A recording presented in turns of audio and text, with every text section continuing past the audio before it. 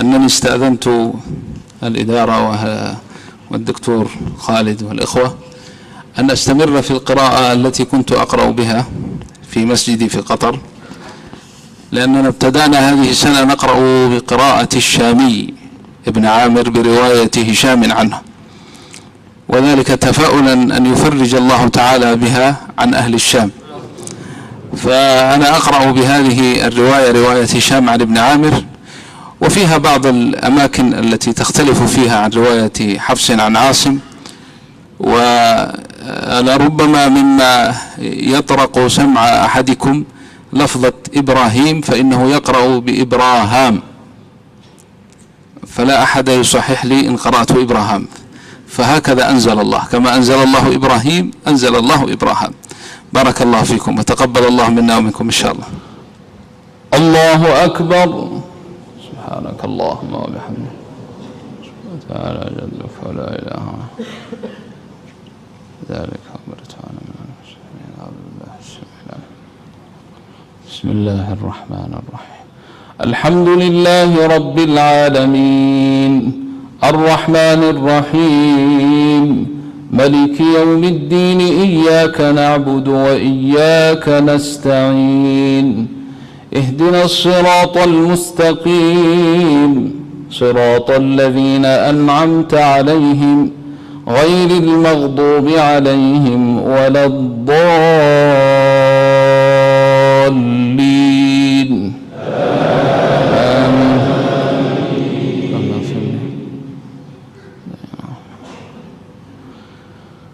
واذكر في الكتاب مريم إذ انتبذت من أهلها مكانا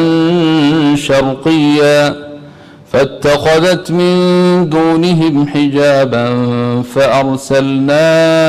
إليها روحنا فتمثل لها بشرا سويا قالت إني أعوذ بالرحمن منك إن كنت تقيا قال إنما أنا رسول ربك لأهب لك غلاما زكيا قالت أنى يكون لي غلام ولم يمسسني بشر ولم أك بغيا قال كذلك قال ربك هو علي هين ولنجعله آية للناس ورحمة منا وكان أمرا مقضيا فحملته فانتبذت به مكانا قصيا فأجاءها المخاض إلى جذع النخلة قالت يا ليتني مت قبل هذا وكنت نسيا منسيا فناداها من تحتها ألا تحزني قد جعل ربك تحتك سريا وهزي إليك بجذع النخلة تساقط عليك رطبا جنيا فكلي واشربي وقري عينا فإما ترين من البشر أحدا فقولي إني نذرت للرحمن صوما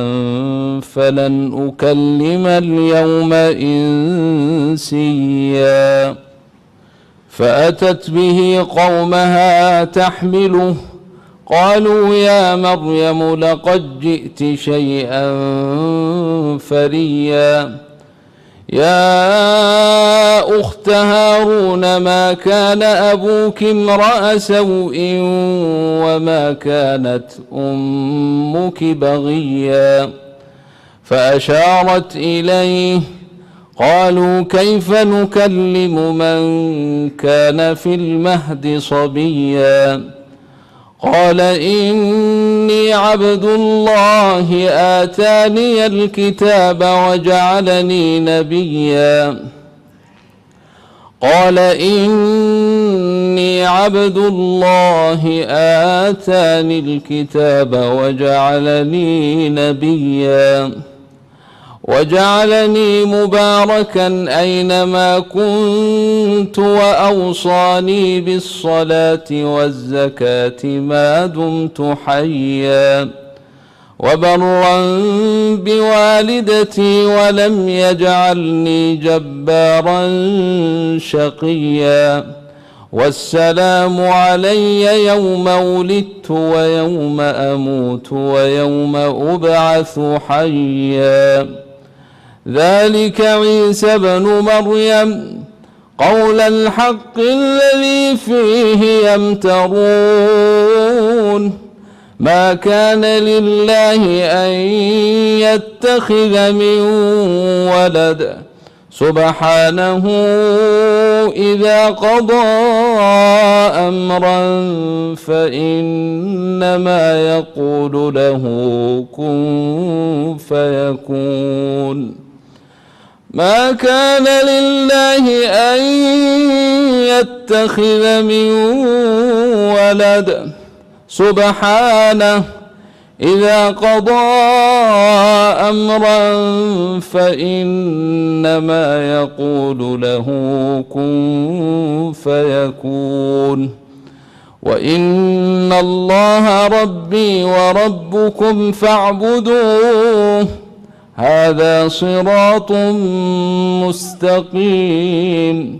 فاختلف الأحزاب من بينهم فويل للذين كفروا من مشهد يوم عظيم أسمع بهم وأبصر يوم يأتوننا لكن الظالمون اليوم في ضلال مبين وأنذرهم يوم الحسرة إذ قضي الأمر وهم في غفلة وهم لا يؤمنون إنا نحن نرث الأرض ومن عليها وإلينا يرجعون واذكر في الكتاب إبراهام إنه كان صديقا نبيا إذ قال لأبيه يا أبت لم تعبد ما لا يسمع ولا يبصر ولا يغني عنك شيئا يا أبت إني قد جاءني من العلم ما لم يأتك فاتبعني أهدك صراطا سويا يا أبت لا تعبد الشيطان إن الشيطان كان للرحمن عصيا يا أبت إني أخاف أن يمسك عذاب من الرحمن فتكون للشيطان وليا قال أراغب أنت عن آلهتي يا إبراهام لئن لم تنته لأرجمنك واهجرني مليا قال سلام عليك سأستغفر لك ربي إنه كان بي حفيا وأعتزلكم وما تدعون من دون الله وأدعو ربي عسى ألا أكون بدعاء ربي شقيا فلما اعتزلهم وما يعبدون من دون الله وهبنا له إسحاق ويعقوب وكلا جعلنا نبيا ووهبنا لهم من رحمتنا وجعلنا لهم لسان صدق عليا واذكر في الكتاب موسى إنه كان مخلصا وكان رسولا نبيا وناديناه من جانب الطور الأيمن وقربناه نجيا ووهبنا له من رحمتنا أخاه هارون نبيا واذكر في الكتاب إسماعيل إنه كان صادق الوعد وكان رسولا نبيا وكان يأمر أهله بالصلاة والزكاة وكان عند ربه مرضيا واذكر في الكتاب إدريس إنه كان صديقا نبيا ورفعناه مكانا عليا أولئك الذين أنعم الله عليهم من النبيين من ذرية آدم وممن حملنا مع نوح ومن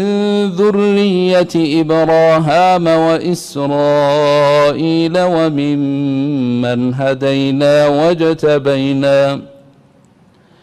إذا تتلى عليهم آيات الرحمن خروا سجدا وبكيا الله أكبر سبحان ربي الله أكبر فخلف من بعدهم خلف أضاعوا الصلاة واتبعوا الشهوات فسوف يلقون غيا إلا من تاب وآمن وعمل صالحا فأولئك يدخلون الجنة ولا يظلمون شيئا جنات عدن التي وعد الرحمن عباده بالغيب إنه كان وعده مأتيا لا يسمعون فيها لغوا إلا سلاما ولهم رزقهم فيها بكرة وعشيا تلك الجنة التي نورث من عبادنا من كان تقيا وما نتنزل إلا بأمر ربك له ما بين أيدينا وما خلفنا وما بين ذلك وما كان ربك نسيا رب السماوات والأرض وما بينهما فاعبده واصطبر لعبادته هل تعلم له سميا ويقول الإنسان أإذا ما مت لسوف أخرج حيا أولا يذكر الإنسان أنا خلقناه من قبل ولم يك شيئا فوربك لنحشرنهم والشياطين ثم لنحضرنهم حول جهنم جثيا ثم لننزعن من كل شيعة أيهم أشد على الرحمن عتيا ثم لنحن أعلم بالذين هم أولى بها صليا وإن منكم إلا واردها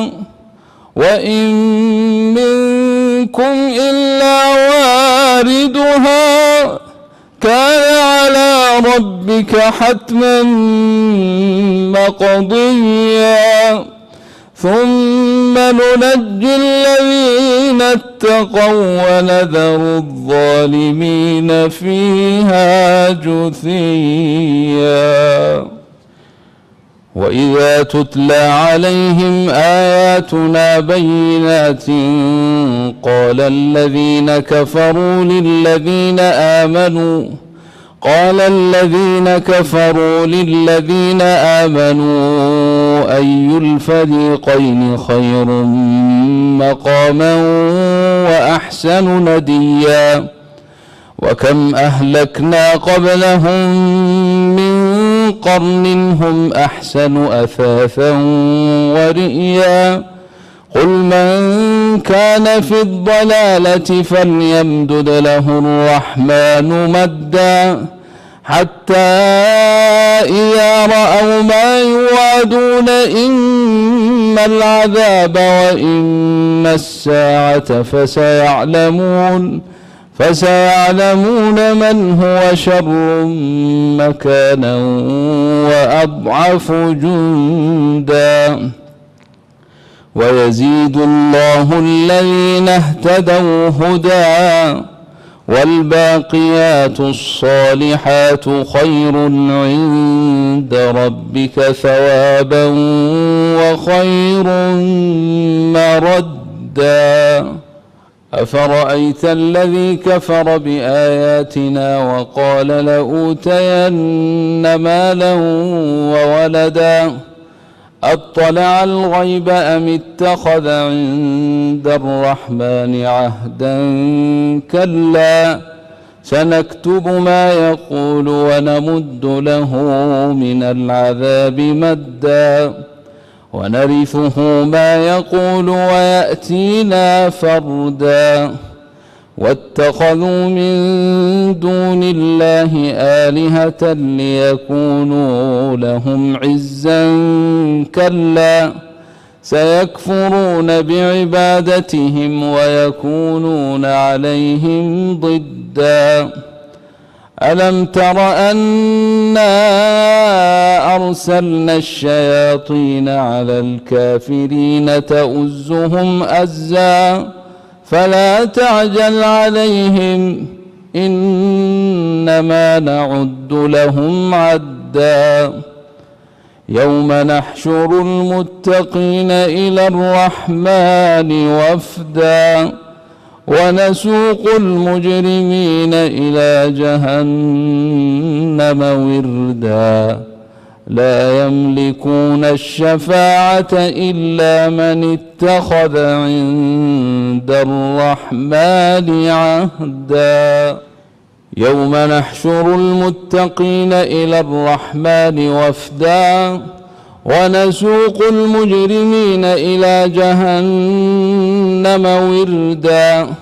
لا يملكون الشفاعة إلا من اتخذ عند الرحمن عهدا. وقالوا اتخذ الرحمن ولدا لقد جئتم شيئا إدا. تكاد السماوات ينفطرن منه وتنشق الأرض وتخر الجبال هدا أن دعوا للرحمن ولدا. وما ينبغي للرحمن أن يتخذ ولدا. إن كل من في السماوات والأرض إلا آتي الرحمن عبدا. لقد أحصاهم وعدهم عدا وكلهم آتيه يوم القيامة فردا. إن الذين آمنوا وعملوا الصالحات سيجعل لهم الرحمن ودا فإنما يسرناه بلسانك لتبشر به المتقين وتنذر به قوما لدا. وكم أهلكنا قبلهم من قرن هل تحس منهم من أحد هل تحس منهم من أحد أو تسمع لهم ركزا. الله أكبر.